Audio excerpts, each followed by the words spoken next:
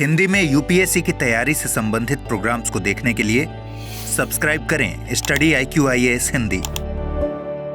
नमस्कार, study IQ IAS Hindi में आप सभी लोगों का बहुत बहुत स्वागत है। मेरा नाम है विरुद्ध दुबे।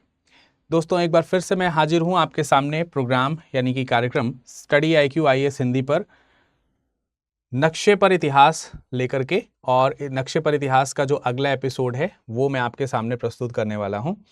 तो चलिए शुरुआत करते हैं आज के इस कार्यक्रम की। नक्शे पर इतिहास, नक्शे पर इतिहास। और आज का जो ये कार्यक्रम है नक्शे पर इतिहास, इसमें जिस टॉपिक को हम डिस्कशन करने जा रहे हैं वो है आज महापाषाण संस्कृति। महापाषाण संस्कृति। और जब हम महापाषाण संस्कृति की बात करें तो जैसा कि नाम है वैसा ही यहाँ पर कुछ काम हमको यहाँ पर देखने को मिल जाता है। महापाषाण संस्कृति इसका नाम है, और महापाषाण यानी कि बड़े, महा मतलब बड़े, इसको इंग्लिश में बोलते हैं मेगालिथिक कल्चर। ठीक है, आप इसे मेगालिथिक कल्चर इस नाम से जानते हैं। तो मेगालिथिक कल्चर के बारे में हम लोग पढ़ रहे हैं। तो कुछ भ्रम है, कुछ मिथ हैं जो आप लोगों के मन में इसको लेकर के पहले से होते हैं। एक भ्रम ये रहता है कि ये शायद पाषाण जो संस्कृति है, पाषाण जो काल है, जिसको हम लोग स्टोन एज बोलते हैं, स्टोन एज जिसको हम लोग बोलते हैं, शायद ये उसी का एक कोई एक्सटेंशन है, उसी का कोई एक विस्तृत आगे का कोई काल है। बट मैं आप लोगों को बता दूं, ये उसका कोई विस्तृत काल नहीं है, ये कोई उसका एक्सटेंशन नहीं है, बल्कि एक अलग से एक कल्चर है जो कि नवपाषाण काल के बाद हमको देखने को मिलता है। नवपाषाण काल जब खत्म हो जाता है, नवपाषाण काल यानी कि नियोलिथिक एज जो है, जब वो समाप्त हो जाता है तो उसके बहुत बाद में, नियोलिथिक एज के बहुत बाद में आपको महापाषाण संस्कृति देखने को मिलती है। तो महापाषाण संस्कृति, महापाषाण जो कल्चर है वो है क्या, उसको अगर हम समझने का प्रयास करें तो इसको हम डेराइव कर सकते हैं कुछ हम कह सकते हैं कि यूनानी भाषा के कुछ, ग्रीक लैंग्वेज के कुछ वर्ड्स हैं उनसे, जैसे मेगास। ग्रीक लैंग्वेज का एक वर्ड है मेगास। ठीक है, मेगास का मतलब हो गया वृहत। ठीक, अगर हम हिंदी में इसको कहें तो वृहत शब्द आप लोगों ने सुना होगा। वृहत का मतलब हो गया बहुत बड़ा, विस्तृत, विशाल, जिसको आप बोल सकते हैं। और एक दूसरा शब्द हो गया लिथोस। ठीक है, एक दूसरा शब्द हो गया लिथोस। तो वृहत और लिथोस का मतलब हो गया पाषाण। ठीक है, पाषाण या प्रस्तर आप इसको लिख सकते हो, जो भी आप चाहो तो अब आप इसको जोड़ो। वृहत मतलब महा मतलब बड़ा, बहुत बड़ा, विशाल। ठीक है, पाषाण मतलब पत्थर। तो ये किसी विशाल पत्थर की को रिप्रेजेंट करता है। बृहत यानी कि बड़ा पत्थर। तो इसका जो अर्थ है वो यही है, विशाल पत्थर, बड़ा पत्थर। महापाषाण संस्कृति एक ऐसी संस्कृति है जो ये नहीं बताती है कि इस समय के लोग पत्थरों का इस्तेमाल करते थे। वास्तविक रूप में महापाषाण जो संस्कृति है वो धातु युग है। ध्यान रखें, ये एक प्रकार का धातु युग है, और खास तौर से इस धातु युग में आप देखेंगे तो तांबे का भी प्रयोग है। तांबा भी आपको देखने को मिलेगा, और तांबे से अधिक लोहे का प्रयोग आपको यहां पर देखने को मिलेगा। तो इससे पहले आप देखेंगे लोहे का प्रयोग, इससे पहले आप देखेंगे, मैंने इससे ठीक पहले जो टॉपिक कवर किया था, यानी कि महापाषाण संस्कृति से पहले इसका जो प्रीवियस एपिसोड अगर आप देखोगे तो उसमें मैंने आप लोगों को लौह संस्कृति पढ़ाया है। लौह संस्कृति के स्थल, लौह संस्कृति जो है उसके स्थल बताए हैं। तो जिन लोगों ने नहीं देखा है वो एपिसोड जाकर के देख लीजिएगा। लौह संस्कृति के जो स्थल हैं उनको, लौह संस्कृति के स्थलों में जो दक्षिण के जो स्थल हैं वो मैंने नहीं पढ़ाए थे। तो मैंने बताया था कि लौह संस्कृति में जो दक्षिण के स्थल हैं वो आपको ज्यादातर इसी में देखने को मिलेंगे, महापाषाण संस्कृति में देखने को मिलेंगे। तो मैं आपको वही चीज यहां पर बताने का प्रयास कर रहा हूं, वही चीज यहां पर समझाने का प्रयास कर रहा हूं। तो इनके ये जो फिर इसका मेगालिथ से कैसे कनेक्शन है, तो मैं आपको बताऊं कि इस संस्कृति में जब आप कहेंगे कि सर इसमें जब जो प्रयोग है वो ज्यादातर टूल्स में अगर आप देख रहे हो तो किसी न किसी मेटल का प्रयोग हो रहा है, चाहे वो कॉपर है, चाहे वो आयरन है या आयन है, तो फिर लिथिक या लिथिकल टूल्स जो हैं वो यहां पर क्यों आ रहे हैं? लिथिक्स का प्रयोग जो है यहां पर क्यों हो रहा है? लिथ्स का प्रयोग यहां पर क्यों हो रहा है? तो उसका प्रयोग हो रहा है शवाधानों में। उसका प्रयोग किस में हो रहा है? विशेष प्रकार से अगर आप देखोगे तो शवाधानों में हो रहा है। शवाधान जो कल्चर है, यानी कि ब्यूरल जो कस्टम्स हैं, उसमें हो रहा है। तो ये लोग की, इन लोगों की जो शवाधान प्रथा है, शवाधान जो प्रथा है, शवाधान प्रथा का मतलब क्या हो गया? शवों को, यानी कि डेड बॉडीज को दफनाने की जो प्रथा है, ठीक है। ब्यूरल्स कस्टम्स जो हैं, तो ब्यूरल्स कस्टम्स जो हैं उनमें अगर आप देखोगे, उसमें जो ये जो जो जिन सिस्टम्स का इस्तेमाल कर रहे हैं, जिन चीजों का इस्तेमाल कर रहे हैं, उनमें बड़े बड़े पत्थरों का इस्तेमाल हो रहा है। किसका इस्तेमाल हो रहा है? बड़े बड़े पत्थरों का इस्तेमाल, पत्थरों का प्रयोग हो रहा है। और ये प्रयोग हो रहा है, इस वजह से ही हम इसको क्या बोल रहे हैं? इसी वजह से ही हम इसको धातुयुग होने के बावजूद भी महापाषाण संस्कृति के रूप में जान रहे हैं। तो अभी आपको पता चल गया होगा कि इसका नोमेनक्लेचर जो है वो इस तरीके का क्यों है, यानी इसका नामकरण जो है वो इस तरीके का क्यों है। बाकी प्रसार जब हम देखेंगे तो प्रसार के आधार पर हम इसका मैप वगैरह जो है वो हम अभी आपको यहां पर बता देंगे।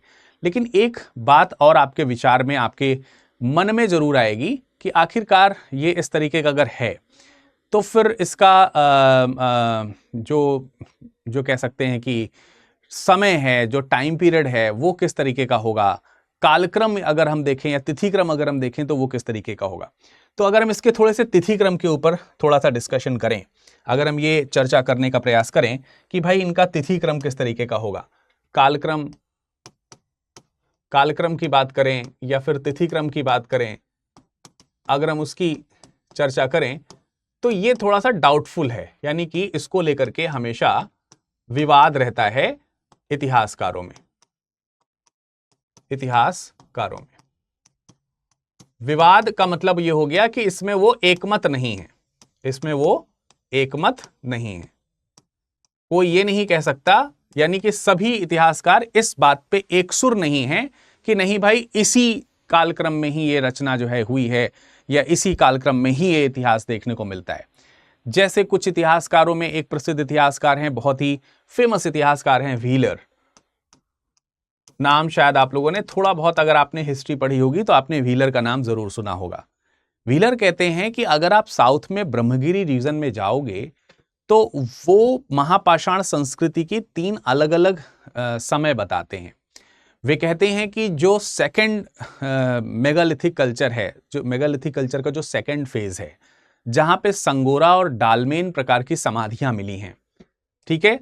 संगोरा, अभी मैं आपको बताऊंगा कि संगोरा और डालमेन प्रकार की जो समाधियां हैं वो क्या हैं। डालमेन प्रकार की समाधियां मतलब जो दफन स्थल हैं, ब्यूरल्स जो मिले हुए हैं, वो कहते हैं कि सेकंड फेज ऑफ जो बृहद पाषाण काल है उसका है। और इसलिए उनका जो टाइम फेज वो डिसाइड करते हैं, वो बताते हैं कि तकरीबन 200 से 50 एडी के आसपास रहा होगा। ईसा पूर्व 200 से 50 एडी के आसपास। तो इसका जो टाइम पीरियड वो बता रहे हैं, वो कितना बता रहे हैं? बिफोर क्राइस्ट 200 से 50 एडी के बीच का बता रहे हैं। तो तकरीबन इससे थोड़ा सा पहले और इससे थोड़े से बाद तक आपका कहीं ना कहीं इनके अकॉर्डिंग कालक्रम हो गया, अगर हम देखें, ठीक है। अगर हम इनके अकॉर्डिंग देखें तो ये कालक्रम कुछ इस तरीके का हो गया। व्हीलर का जो तिथि क्रम है उसको कई सारे इतिहासकारों ने आगे दोषपूर्ण सिद्ध कर दिया। उन्होंने कहा कि नहीं, ऐसा नहीं है। महापाषाण संस्कृति जो है कुछ लोगों ने 900 ईसा पूर्व के आसपास भी मानी है ना। फिर बाद में व्हीलर ने उसे एक्सेप्ट भी किया कि हाँ भाई कुछ चीजें हैं वो गड़बड़ हैं, तो उन्होंने फिर 3rd सेंचुरी बिफोर क्राइस्ट से लेकर के 1st सेंचुरी एडी तक उसको एक्सेप्ट कर लिया। हमारे भारत के इतिहासकारों में अगर देखें तो बहुत ही फेमस इतिहासकार हैं रामशरण शर्मा। रामशरण शर्मा का प्राचीन भारत आप लोग पढ़ते होंगे, आर.एस. शर्मा शायद सब लोगों ने पढ़ी होगी। मैं रिकमेंड करता हूं कि अगर आप हिस्ट्री पढ़ रहे हैं, एंशिएंट हिस्ट्री पढ़ रहे हैं, तो रामशरण शर्मा की एंशिएंट हिस्ट्री पढ़िएगा। उसमें अगर आप टाइम पीरियड देखेंगे तो 300 बिफोर क्राइस्ट से 100 एडी उन्होंने टाइम फ्रेम दिया हुआ है। तो आर.एस. शर्मा का टाइम पीरियड अगर आप देखोगे, आर.एस. शर्मा जी का जो उदाहरण अगर आप देखोगे तो उसमें आप 100 एडी तक का जो टाइम पीरियड है वो आप देख रहे होगे। तो कहां से 300 बिफोर क्राइस्ट टू 100 एडी। तो आप देख सकते हैं कि अलग अलग इतिहासकारों का अलग अलग समय जो है वो बताने का प्रयास किया गया है। ये तो भारत के संदर्भ में। यूरोप में अगर आप देखोगे तो यूरोप में जो महापाषाण संस्कृतियां हैं वो 2000 ईसा पूर्व के आसपास की हैं। यूरोप में महापाषाण संस्कृति जो है वो लगभग 2000 ईसा पूर्व के आसपास की हैं, ईसा पूर्व के आसपास की हैं। जबकि भारत के जो करीब में, भारत के जो करीब हैं, भारत के करीब, जैसे भारत के करीब में कौन आ जाएंगी, जैसे फारस की बात कर लेते हैं, फारस की बात कर लेते हैं, ईरान की बात कर लेते हैं। तो ईरान वगैरह में अगर आप देखोगे महापाषाण संस्कृति जो है उसका जो टाइम पीरियड है वो और ज्यादा करीब का देखा जाता है और ज्यादा पास का देखा जाता है, लेकिन उसको भी लेकर के मतभेद बहुत ज्यादा है। कई सारे लोग उसको जो है बताते हैं कि ईस्वी सन 27 के आसपास का है। तो मैंने आपको बताया ना कि काफी ज्यादा टाइम को लेकर के आपस में मतभेद जो है वो इतिहासकारों के बीच में हमेशा बने रहते हैं। तो वो बने रहेंगे भी, क्योंकि एकमतता है नहीं। जहां जहां जैसे जैसे उदाहरण मिलते जाते हैं वैसे वैसे वहां पर लोग जो है उसकी व्याख्या करते चले जाते हैं। अपने हिसाब से वो व्याख्याएं हैं तो अपने हिसाब से कहीं ना कहीं निर्धारण भी उसमें देखने को मिलता ही है। अब हम लोग डिस्कशन करेंगे इस चीज को लेकर के कि इनके जो स्थल हैं, इनके जो संस्कृतियां हैं, वो संस्कृतियां किस जगह पर कैसे कैसे कहां कहां पर मिली हैं और उनकी लोकेशंस जो है वो किस तरीके की हो सकती हैं, उनके ऊपर भी हमारा डिस्कशन रहेगा। इसमें कोई दो राय नहीं है, उसके ऊपर भी हम चर्चा करेंगे। लेकिन प्रयास करेंगे, देखेंगे कि ज्यादातर जो हिस्से हैं वो दक्षिण भारत के हमको ज्यादा देखने को मिलते हैं। कौन सा हिस्सा कहां पर है उसको भी हम पहचानने का प्रयास करेंगे, जानने का प्रयास करेंगे, आपको दिखाने का हम प्रयास करेंगे कि कौन सा हिस्सा जो है वो कहां पर है मैप में। और देखते हैं कि आप लोगों को वो मैप जो है वो स्पष्ट रूप से समझ में आता है या नहीं। ठीक है, आप लोग उसको स्पष्ट रूप से समझने का प्रयास कीजिएगा। मतलब मेरे ख्याल से समझ में आ जाएगा, ऐसा कुछ खास नहीं है कि नहीं समझ में आएगा। आप कोशिश कीजिएगा समझने की, आपको समझ में आ जाएगा। ज्यादातर दक्षिण भारत के इतिहास में आपको देखने को मिलेगा।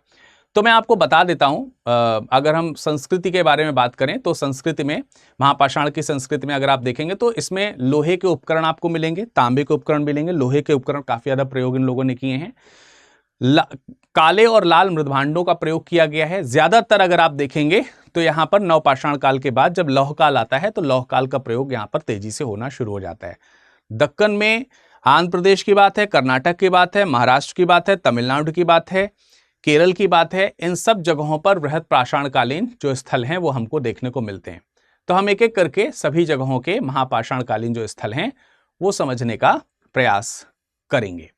ठीक है, तो चलिए शुरू करते हैं, जानने का प्रयास करते हैं, मैप बनाने का प्रयास करते हैं। चलिए मैप बनाएंगे, लेकिन उससे पहले एक आवश्यक सूचना मैं आप लोगों को दे देना चाहता हूं। स्टडी आईक्यू इस समय लर्नर्स डे सेल लेकर के आया है और लर्नर्स डे सेल आपके लिए बड़ी छूट, महापाषाण संस्कृति की भांति महा डिस्काउंट लेकर के आया है। विरद लाइव कोड आपको लगाना है और विरद लाइव कोड लगाते ही, विरद लाइव कोड जो है, जो कि एक भरोसे का कोड है, इसको लगाते ही आपको मैक्सिमम डिस्काउंट मिल जाएगा। ठीक है, मैक्सिमम डिस्काउंट, ठीक, मेगा डिस्काउंट हम कह सकते हैं। ऐसे मेगालिथिक कल्चर पढ़ रहे हैं तो मेगा डिस्काउंट। तो आप देख सकते हो, अगर हम 2028 का बैच ले रहे हैं, 2028 का बैच ले रहे हैं, तो उसमें आपका जो प्राइस है वो 31,999 का हो जा रहा है। ठीक है, और अगर हम अगर हम विरत लाइव कोड का इस्तेमाल कर रहे हैं तो, और 2027 का बैच ले रहे हैं, 2027 का बैच ले रहे हैं, तो भाई विरत लाइव कोड पर ये 17,999 का ये बैच हो जा रहा है। तो आप इसका डिस्काउंट का लाभ उठा सकते हैं आसानी से, नीचे डिस्क्रिप्शन में लिंक दिया हुआ है। लाइव क्लासेस में मिलेंगी आपको, ठीक है, रिकॉर्डेड क्लासेस मिलेंगी, और इनको आप जब चाहें तब देख सकते हैं, जहां से चाहें वहां से देख सकते हैं, जिस स्पीड में चाहें उस स्पीड में देख सकते हैं। बुक्स आपको मिलेंगी, ठीक है, मेंटर्स आपको मिलेंगे जो आपकी हमेशा सहायता करेंगे, आपको टेस्ट सीरीज मिलेंगी इवैल्यूएशन के लिए, प्रीलिम्स के समय में प्रीलिम्स की, मेंस के समय में मेंस की। जब आप पढ़ाई कर रहे होंगे तो डेली आंसर राइटिंग के लिए आपको एक क्वेश्चन, डेली जो टॉपिक पढ़ाया जा रहा होगा उससे आंसर राइटिंग के लिए क्वेश्चन मिलेगा, ठीक है। इसके अलावा वीकली क्लास टेस्ट आपको मिलेगा जो आपने सप्ताह भर में पढ़ा है उसके रिवीजन के लिए। उसके अलावा मंथली क्लास टेस्ट आपको मिलेंगे एक महीने की रिवीजन के लिए। ये सारी चीजें आपको मिलती रहेंगी। इसके अलावा 2026 को जिन लोगों ने टारगेट किया है, 2026 को जिन लोगों ने टारगेट किया है, उनके लिए भी लर्नर्स डे सेल आया है। विरत लाइव कोड का इस्तेमाल करके सक्सेस इन प्रीलिम्स बैच में ज्वाइन कर सकते हैं मात्र 3,999 में। लास्ट डे है 15 नवंबर इस सेल की, इससे पहले आप इसका लाभ उठा लें। चलिए आगे बढ़ते हैं और जरा नक्शे की शुरुआत करते हैं। किसी को कोई डाउट है, बैच लेने में कुछ प्रॉब्लम आ रही है, तो आप मुझसे यहां पर कांटेक्ट कर सकते हो। इन सब जगहों पर आप मुझसे जुड़ सकते हो आराम से, और आराम से हमसे बातचीत कर सकते हो। चलिए नक्शे को बनाने की बारी आ चुकी है। तो वही है, साउथ का हमें मैप बनाना है, तो आसानी से आप बना सकते हो, कोई दो राय नहीं है, कोई दिक्कत नहीं है। हमेशा की तरह जैसा कि आप बनाते आए हैं हमेशा वैसे ही बनाइए, कोई जल्दीबाजी नहीं, कोई हड़बड़ाहट नहीं है, कोई हड़बड़ाहट नहीं होनी चाहिए किसी भी तरीके की, ठीक है। आराम से आप बना लेंगे। आई होप कि आप ड्रॉ कर लेंगे इस तरीके से, किसी कोई समस्या होनी नहीं चाहिए। तो ये जो नक्शा है, ये जो नक्शा है, इसमें अगर आप देखोगे तो मैक्सिमम जो जगहें हैं वो आपको ड्रॉ करनी है। साउथ की ही ज़्यादातर जगहें होंगी, है ना, क्योंकि आपको ज़्यादातर जगहें जो हैं वो साउथ की ड्रॉ करनी है। तो ज़्यादातर जगहों पे हम लोग सबसे पहले अगर हम देखें तो हमारे जो क्या नाम है, महाराष्ट्र वाला जो इलाका है, उसमें कुछ इलाके मैं आपको यहाँ पर लिख दे रहा हूँ। तो हम कुछ इलाके यहाँ पर लिख दे रहे हैं, फिर हम लोग उत्तर की ओर चलेंगे। महाराष्ट्र, तो इस मैप को मैं थोड़ा सा ऊपर कर लूँ क्योंकि हमें साउथ में सारी चीजें लिखने में आसानी हो जाएंगी, है ना। तो महाराष्ट्र में कुछ महत्वपूर्ण लोकेशंस हैं जो हम लोगों को याद रखनी है, जहां से इनके इंपॉर्टेंट प्लेसेस हमको देखने को मिलते हैं। जैसे जलगांव में एक इंपॉर्टेंट जगह है, या अमरावती डिस्ट्रिक्ट में एक इंपॉर्टेंट जगह है कौंडिन्यपुर, बहुत इंपॉर्टेंट, कौंडिन्यपुर, कौंडिन्यपुर, अमरावती डिस्ट्रिक्ट, कौंडिन्यपुर, ठीक है।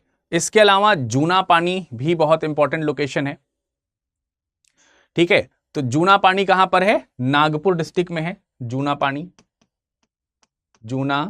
पानी ये आपका नागपुर में है। मैं अभी सारे लोकेट करा दूंगा, ठीक है, कुछ चीजें आपको सीधा जो है वहां पर लोकेट करा दूंगा। इसके अलावा बहुत इंपॉर्टेंटली नागपुर में ही आपको मुहुरझारी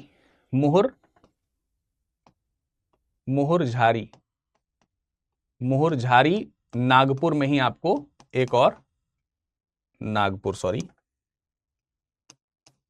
में ही आपको मुहुरझारी भी लोकेशन जो है वो देखने को मिलेंगी। ये महाराष्ट्र की है, और महाराष्ट्र में एक और जगह आपको देखने को मिलेगी जो वर्धा जनपद में है, वो है पौनार,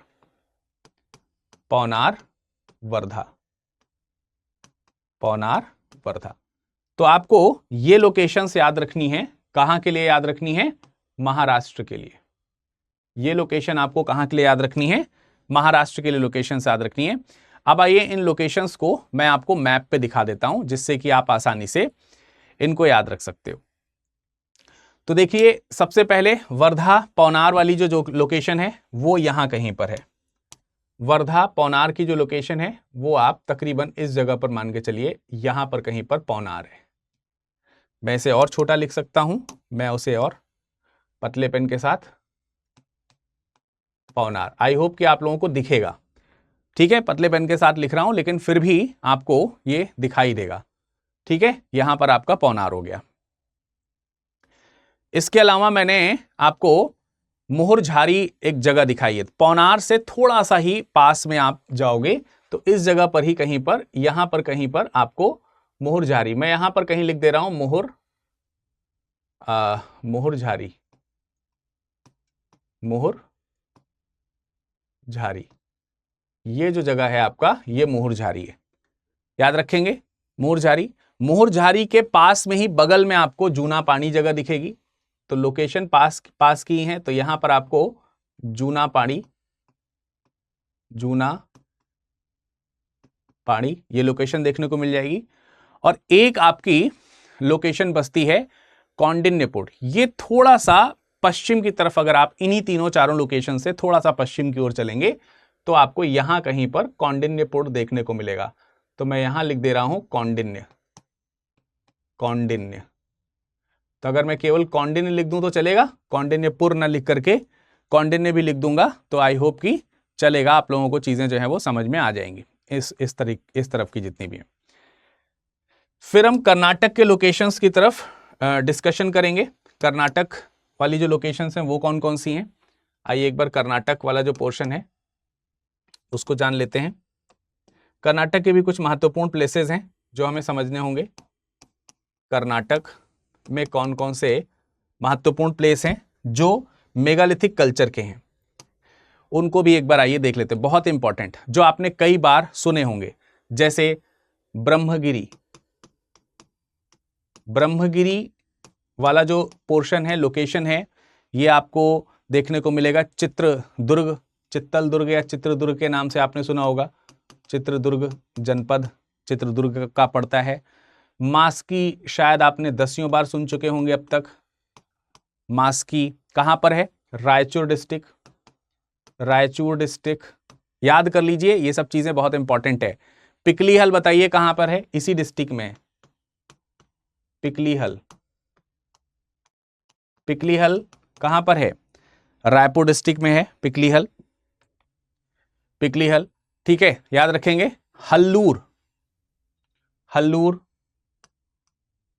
हल्लूर याद कर लीजिए, ये आपका क्या नाम है, रायपुर में नहीं है, हवेरी डिस्ट्रिक्ट में है।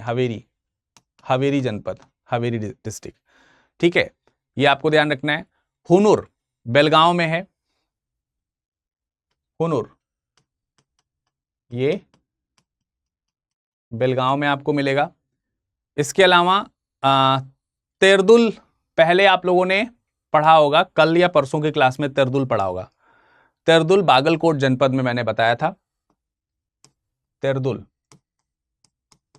बागलकोट में आपका तेरदुल पड़ेगा। ठीक है, तेरदुल, ये आपके कुछ इंपॉर्टेंट लोकेशंस थे जो आपको, और एक संगन कल्लू बेल्लारी डिस्ट्रिक्ट में। संगन कल्लू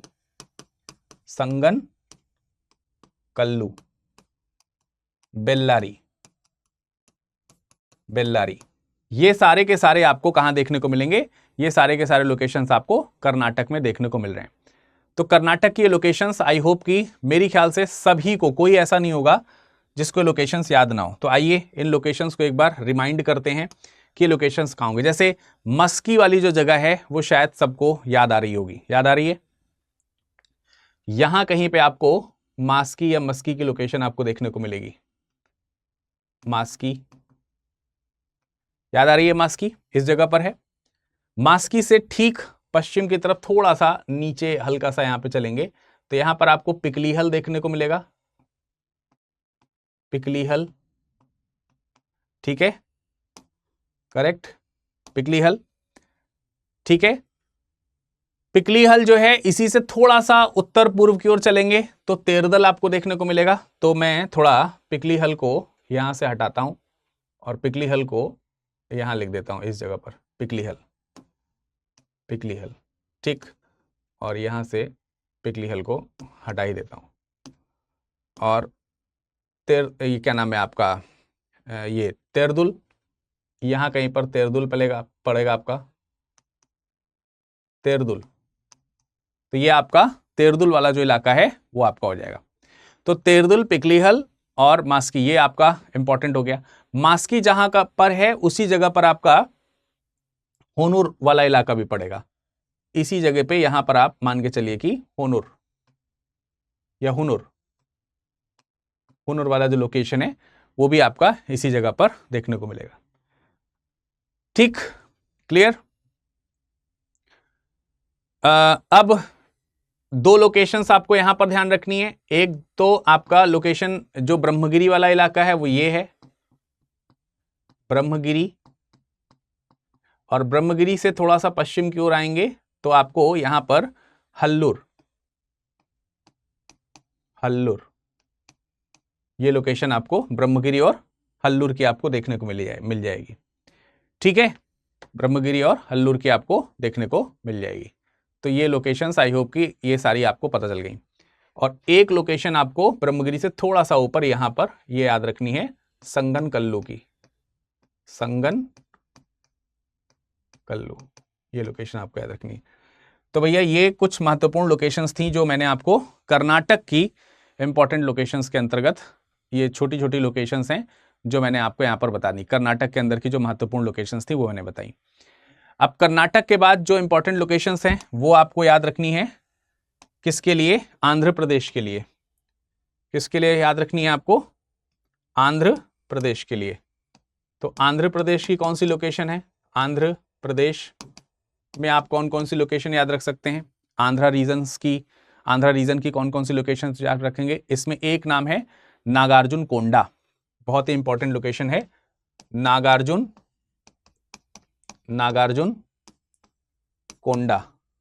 शायद ही कोई मैप हो जिसमें मैंने आपको नागार्जुन कोंडा ना बताया हो। पलनाडु डिस्ट्रिक्ट जो है उसमें पड़ता है, पलनाडु डिस्ट्रिक्ट, पलनाडु, नागार्जुन कोंडा याद रखेंगे।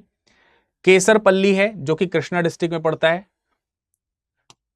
ठीक है, कृष्णा डिस्ट्रिक्ट में कौन सा? केसरपल्ली, केसरपल्ली,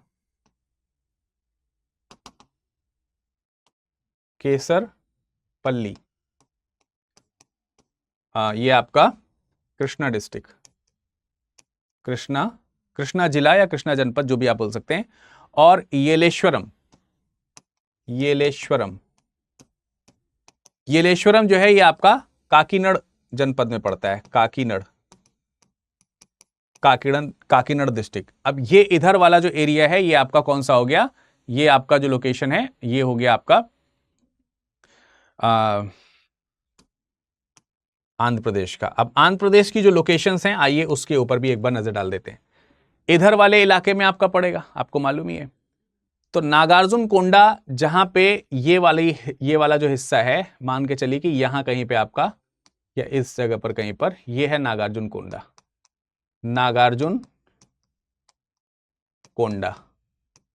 याद है ना नागार्जुन कोंडा से थोड़ा सा ऊपर चलिएगा तो यहां पे कहीं पे आपको मिलेगा केसरपल्ली, ये आपका केसरपल्ली हो गया। और येलेश्वरम जो है, माफ कीजिएगा, ये केसरपल्ली नहीं है, ये येलेश्वरम है, ये आपका येलेश्वरम। और दक्षिण की ओर आ जाएंगे तो आपको केसरपल्ली यहां पर देखने को मिल जाएगा। हालांकि ये भी इसी रास्ते में पड़ेगा, इस जगह पर कहीं पर। तो ये आपका हो गया केसरपल्ली। तो ये तीन लोकेशंस आपकी कहां की हो गई? आंध्र प्रदेश की हो गई। ये सब महापाषाण संस्कृति है। आंध्र प्रदेश के बगल में ही आप देखोगे तो तेलंगाना में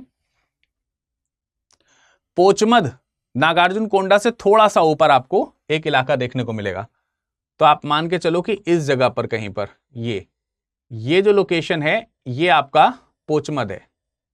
ये कौन सा इलाका है? ये आपका पोचमद, ये आपका इलाका जो है वो पोचमद, ये तेलंगाना है, ये ध्यान रखना, ये सारे तेलंगाना है। ये आपका आंध्र प्रदेश है, ये आंध्र प्रदेश है, ये आंध्र प्रदेश है। और ये सारे येलो कलर वाले जो मैंने आपको लिखे थे वो तो मैंने आपको बता दिए, वो सारे के सारे कर्नाटक वाले पोर्शन में आपके आते हैं। अब हम लोग तमिलनाडु की तरफ चलेंगे। तमिलनाडु में कुछ इंपॉर्टेंट रीजंस हैं जो हमको याद रखने। तमिलनाडु वाले पोर्शन में अगर हम याद करें,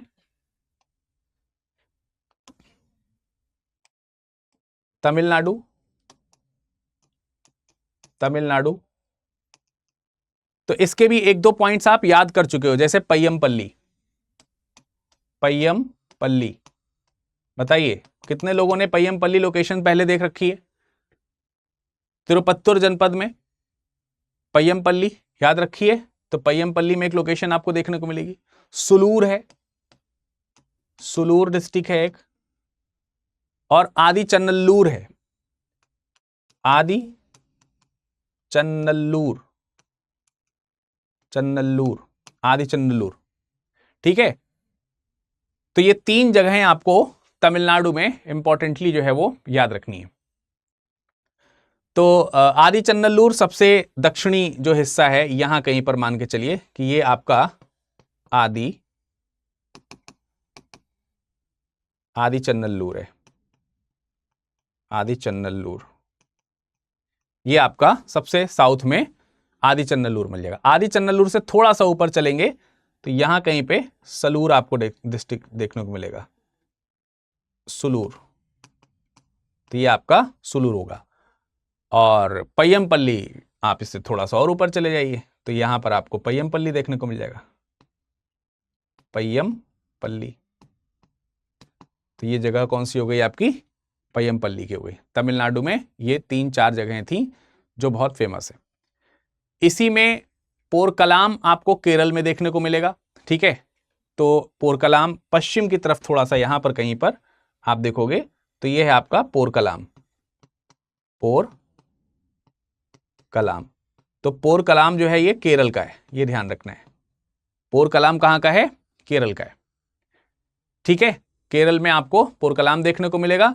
और कड़ाकल्लू करके भी एक जगह है, तो कड़ाकल्लू भी आपका यहीं पे केरल में आपको देखने को मिल जाएगा। तो ये कुछ जगहें हैं जो दक्षिण भारत में आपको महापाषाण संस्कृति के तौर पर देखने को मिलती हैं। कुछ जगहें हैं जो उत्तर भारत में भी व्यापित हैं, थोड़ी बहुत जगहें हैं जो उत्तर भारत में व्यापित हैं, अदरवाइज बहुत ज़्यादा नहीं है। जैसे अगर आप देखोगे तो नॉर्दर्न प्लेस में जो जम्मू कश्मीर का इलाका है, वहाँ पर बुर्जहोम में आपको एक जगह देखने को मिल जाएगी। बुर्जहोम में उत्तर प्रदेश में बेतिया, ककोरिया, इस जगह पर आपको देखने को मिल जाएगा महापाषाण संस्कृति के कुछ उदाहरण। असम में 1-2 जगहों पर महापाषाण संस्कृति के उदाहरण आपको देखने को मिल जाएंगे। तो यहाँ सब में आपको महापाषाण संस्कृति मिलेगी। तो महापाषाण संस्कृति की जो लोकेशन है, वो लोकेशन तो मैंने आपको यहाँ पर बता दी है ना। लेकिन अगर हम लोकेशंस के आधार पर देखें, जो इनके प्लेसेस हैं, जो इनके स्थल हैं, इनके स्थलों को हम 2 तरीके से देख सकते हैं। जैसे अगर आप कर्नाटक में देखोगे तो कर्नाटक में ब्रह्मगिरी है, मस्की है, पिकली हल वाला जो इलाका है, और हल्लूर है। इसके अलावा उत्तर प्रदेश, आंध्र प्रदेश में जो आपका नागार्जुन कोंडा वाला जो इलाका है, केसरपल्ली वाला जो इलाका है, ये जो जगहें हैं, ये लोकेशंस ऐसी लोकेशंस हैं जो अपने आवास स्थल के लिए फेमस हैं। लेकिन अगर हम शवाधान के लिए बात करें तो शवाधान के लिए थोड़ी दूसरी जगह हैं जो फेमस है। जैसे नागार्जुन कोंडा, ये अपने शवाधान के लिए फेमस है। शवाधान के लिए ब्रह्मगिरी भी फेमस है, शवाधान के लिए मस्की भी फेमस है।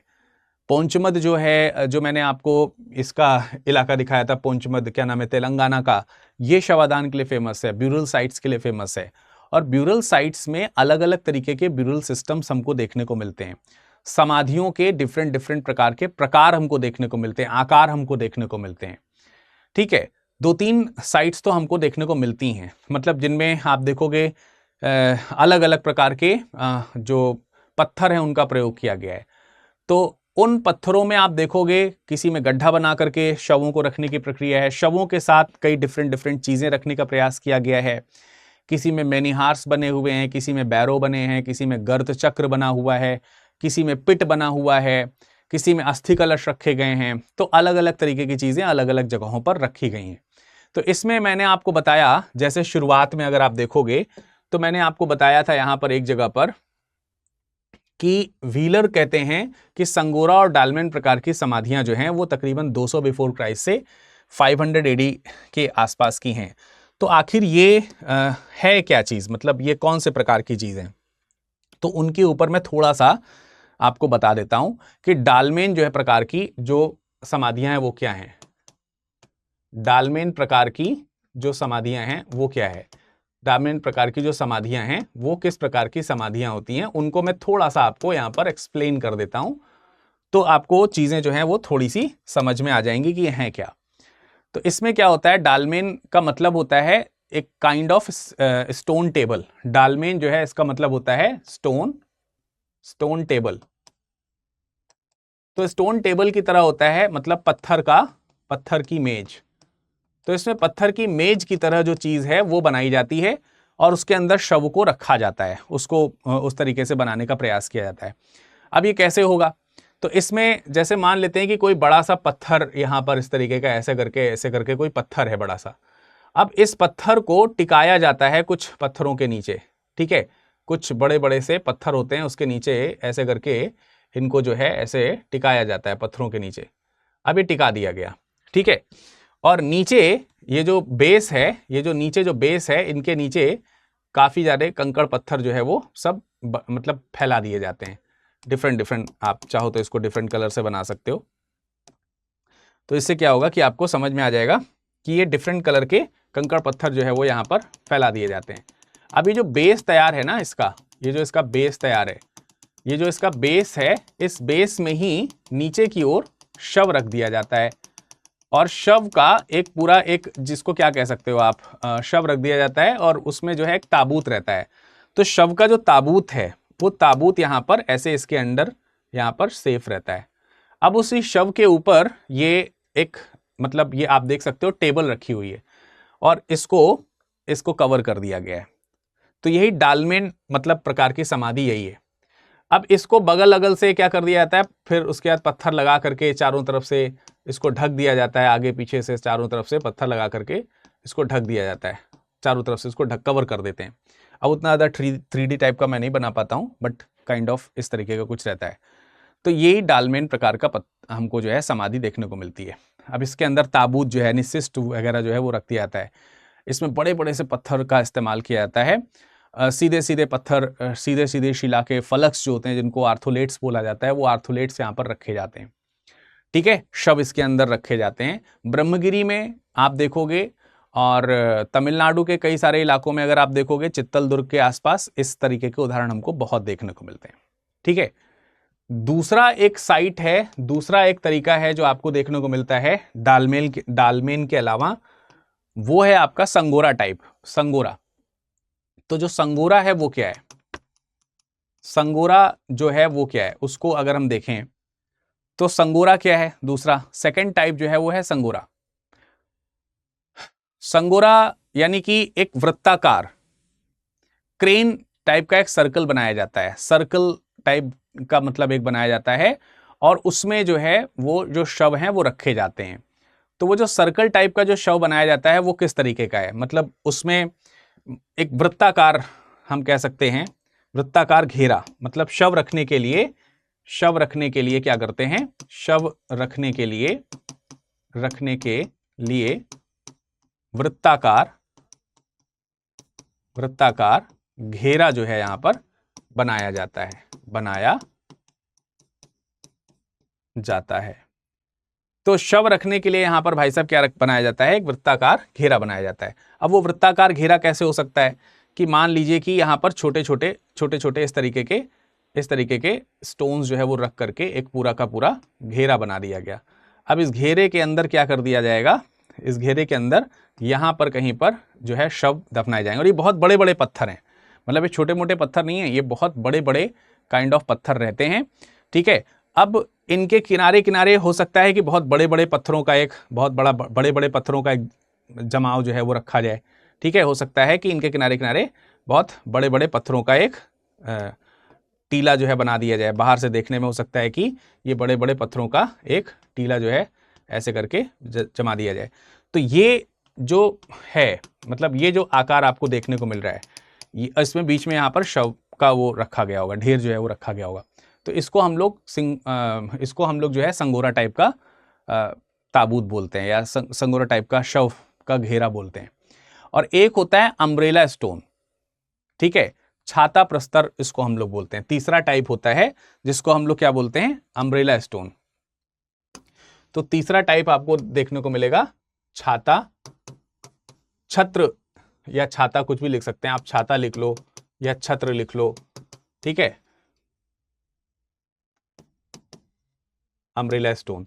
तो उसमें क्या होता है, उसमें एक कोई ऐसे स्टोन रहेगा, एक कोई इस तरीके का एक स्टोन रहेगा, उसके ऊपर ऐसे अम्ब्रेला टाइप का पत्थर जो है वो ऐसे करके ऐसे टिका रहेगा। तो एक पत्थर भी हो सकता है, वो दो पत्थर भी हो सकते हैं, कुछ भी हो सकते हैं, और बीच में यहाँ पे छोटे छोटे पत्थर जो है वो रख दिए जाते हैं, ऐसे ऐसे करके छोटे छोटे पत्थर यहाँ पे रख दिए जाते हैं। तो यहाँ पर एक्चुअली नीचे शव दफनाया गया होगा। तो ये एक सिंबल है कि यहाँ पर नीचे हमारे किसी प्रिय का, हमारे किसी घर परिवार के किसी व्यक्ति का, मतलब वहाँ पर एक सिंबॉलिकली कि हमने यहाँ पर किसी को दफनाया हुआ है, तो वो यहाँ पर इस तरीके का छत्र जो है वो बना दिया जाता है। तो छाता या छत्र प्रकार का यहाँ पर एक दफन स्थल। तो आप समझ सकते हो कि बहुत बड़े बड़े, बहुत ह्यूज स्टाइल ऑफ, तो कुछ कमरे टाइप के भी पाए जाते हैं, कई कई जगहों पर गुफा टाइप के भी आप देखोगे, तो गुफा टाइप के भी आपको देखने को मिलेंगे, जिसमें से ऊपर ऐसे करके प्लेट रख दी जाती है, ठीक है। तो ये भी इसी डालमेन प्रकार में इस गुफा टाइप के भी देखने को मिलेंगे। तो इसमें अंदर की ओर जाओगे तो आपको वो गुफा टाइप की देखने को मिलेगी, और किनारे किनारे जो है वो पत्थर आपको बने हुए देखने को मिल जाएंगे। तो अंदर की ओर जाएंगे तो पूरी की पूरी इस तरीके से प्रवेश करेंगे, अंदर जाने का मार्ग बना होगा, बाकी अंदर सब किनारे किनारे जो है वो पत्थरों से उसको जो है वो ढक दिया जाता है। तो अंदर जब प्रवेश करोगे तब जाकर के उसमें कोई शव का स्थल आपको देखने को मिलेगा। तो इस तरीके से डिफरेंट डिफरेंट स्टाइल में मेगालिथिक कल्चर के टूल्स हमको यहाँ पर देखने को मिलते हैं। तो आई होप कि जो मेगालिथिक कल्चर के जो साइट्स हैं वो आप लोगों को समझ में आए होंगे, और मेगालिथिक जो टर्म है वो भी आपको समझ में आया होगा। मेगालिथ्स के जो समाधियां हैं, समाधियों के जो प्रकार हैं, समाधियों के जो प्रकार हैं वो प्रकार भी आपको समझ में आ गए होंगे, ठीक है। और ये आपको मैंने क्या दिखाया है, महापाषाण काल की, ये मैंने आपको क्या बताया है, महापाषाण कालीन स्थल। ये मैंने आपको क्या दिखाए हैं, महापाषाण कालीन स्थल जो है मैंने आपको यहाँ पर कुछ दिखाए हैं। तो आप इस तरीके से महापाषाण कालीन स्थल को यहाँ पर मैप में देख सकते हो। तो आपको ये हिस्ट्री ऑन मैप का ये सीरीज कैसा लगा, कमेंट सेक्शन में कमेंट करके जरूर बताइएगा, अपने दोस्तों को बताइएगा। अगली सीरीज में किसी अगले चैप्टर को हम लोग पढ़ रहे होंगे, तब तक अपना ख्याल रखिएगा। जाते जाते एक बार मैं फिर से आपको बता दूं कि भैया समय जो है वो आपके पास में बहुत अच्छा है, और वो समय इसलिए अच्छा है क्योंकि आपके पास में लर्नर्स डे सेल इस समय चल रही है। मैक्सिमम डिस्काउंट का लाभ उठाना है तो यही सबसे बेहतरीन समय है। प्रतिज्ञा प्लस की सबसे खासियत ये है कि आप प्रीलिम्स क्वालिफाई करते हो तो प्रीलिम्स के बाद हम आपको फुल फी रिफंड जो है वो, फुल फी जो है वो आपकी क्या करा देते हैं, रिफंड जो है वो करा देते हैं, ठीक है। तो आपका पूरा का पूरा जो पैसा है वो वापस हो जाएगा। 2028 और 27 दोनों के लिए बैचेस उपलब्ध हैं। 2026 की तैयारी कर रहे हैं, प्रीलिम्स देना चाहते हैं, अंतिम रूप देना चाहते हैं तो विरद लाइव कोड के साथ अभी जुड़ जाइए। बैच कल से शुरू हुआ है, एक दिन की क्लास भी नहीं मिस हुई होगी क्योंकि कल केवल इंट्रोडक्शन हुआ था। तो आज पहली क्लास हुई है, अभी के अभी जुड़ जाइए। मैं इसमें हिस्ट्री आपको पढ़ा रहा हूँ और इन बैचेज में भी मैं आपको यहाँ पर हिस्ट्री पढ़ा रहा हूँ। इस लेक्चर की PDF पानी है तो फटाफट से इसे स्कैन कीजिए। यहाँ पर ये टेलीग्राम है, इसे स्कैन करके जुड़ जाइए। नहीं स्कैन हो रहा है तो विरद दुबे 01 नाम से आप स्कैन करके सीधे जुड़ सकते हैं, PDF प्राप्त कर सकते हैं। और हमारे सोशल मीडिया से जुड़ने के लिए आप इसे जरूर स्कैन करके जुड़ जाएं। तो चलिए मिलते हैं आप लोगों से अगले वीडियो में, तब तक अपना ख्याल रखिएगा। आप सभी लोगों को ढेर सारी शुभकामनाएं। शुभ रात्रि, धन्यवाद। हिंदी में UPSC की तैयारी से संबंधित प्रोग्राम्स को देखने के लिए सब्सक्राइब करें स्टडी IQ IAS हिंदी।